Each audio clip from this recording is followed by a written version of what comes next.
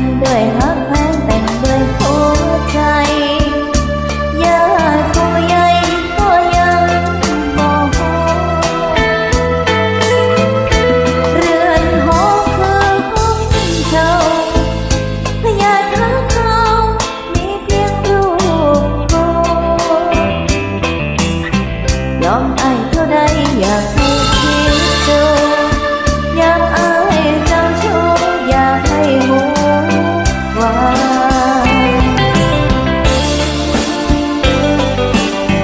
เมียบ่ได้แต่งคนนี้มันทิ้งเลยกลัวบ่มีความหมายว่าไรค่าเมียบ่ได้แต่งคนนี้มันเสียใจ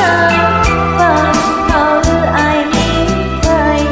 ก็มีน้ำตาอยู่กินบ่มีสิทธิ์สอนแต่ยอมให้กอดเรื่อยมาช่วยเคารพกันในการเป็นภรรยาด้วยการรักษาพักเดียวให้น้องแน่น้องสาวเป็นโสดทะเบียนสมรสบ่มีบอกแค่เพียงแค่สองเราเป็นผู้พักแท้เพียงอายดูแลอย่าให้มีน้ำตา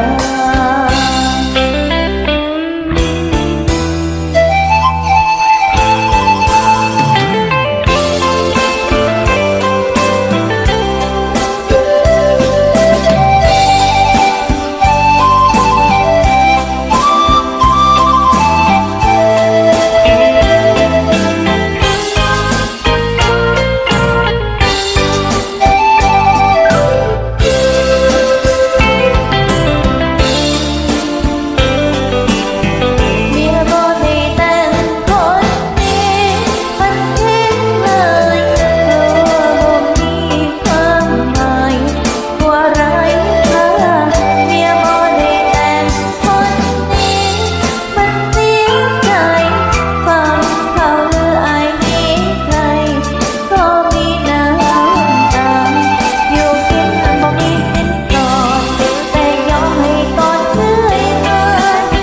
ช่วยเคารพกันในการเป็นภรรยาด้วยการรักษาพักเดียวให้น้องแน่น้องสาวเป็นโสดทะเบียนสมรสบ่มี